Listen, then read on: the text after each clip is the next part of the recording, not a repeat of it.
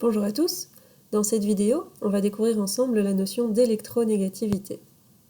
Alors, l'électronégativité, c'est la capacité d'un atome à attirer les électrons partagés au sein d'une liaison.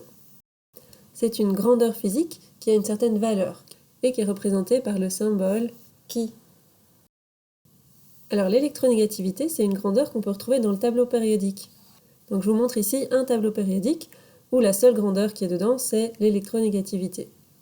Les couleurs au sein de ce tableau représentent l'importance de l'électronégativité. Si je me mets en bas à gauche, ici, pour le francium, c'est l'élément qui a l'électronégativité la plus faible. Elle est de 0,7.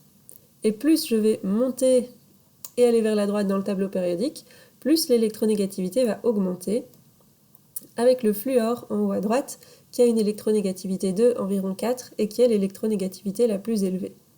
Donc plus la valeur de l'électronégativité se rapproche de 4, plus l'atome va attirer fortement les électrons vers lui lors d'une liaison, et plus la valeur de l'électronégativité est petite, moins l'atome va attirer les électrons vers lui quand il fait une liaison chimique.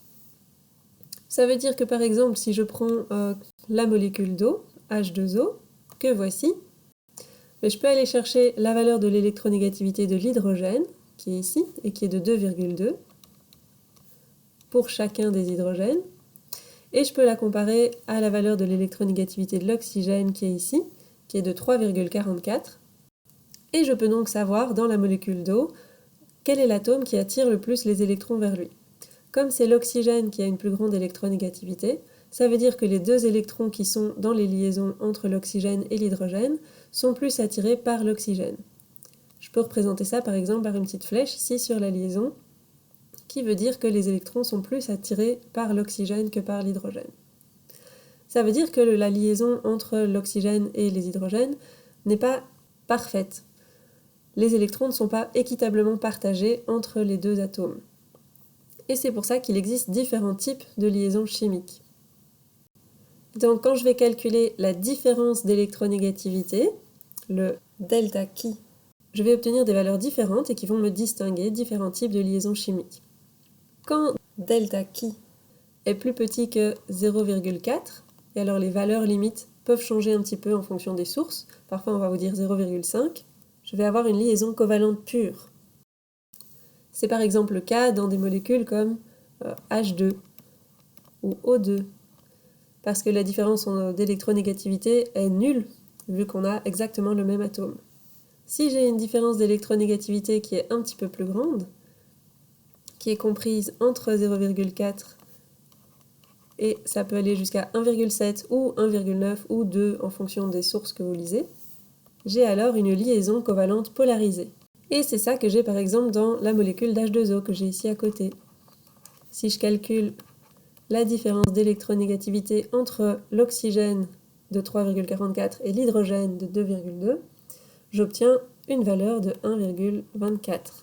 Et le dernier type de liaison chimique, c'est si la différence d'électronégativité est plus grande que 1,7, je vais avoir une liaison ionique. Et c'est par exemple le cas dans les molécules de NaCl, qui forment du coup des composés ioniques. La différence d'électronégativité est tellement grande, donc le chlore a une électronégativité de 3,16, alors que le sodium a une électronégativité de 0,93. Donc la différence est énorme, et c'est pour ça que le chlore peut complètement arracher un électron au sodium.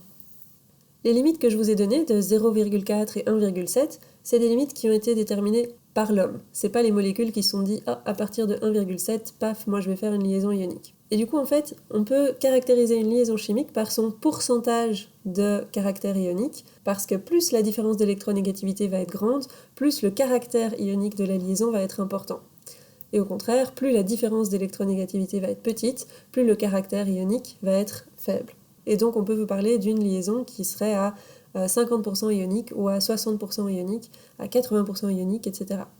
Donc c'est un petit peu plus subtil que simplement j'ai trois types de liaisons qui sont caractérisées par des valeurs absolues de différence d'électronégativité. Il y a certaines liaisons ioniques qui sont plus ioniques que d'autres. Donc on pourrait encore faire des petites différences au sein même d'un type de liaison. Alors si vous voulez en savoir plus sur les différents types de liaisons, je vous invite à aller voir mes autres vidéos sur les liaisons chimiques, où on parlera en plus, par exemple, des liaisons métalliques ou des liaisons hydrogène.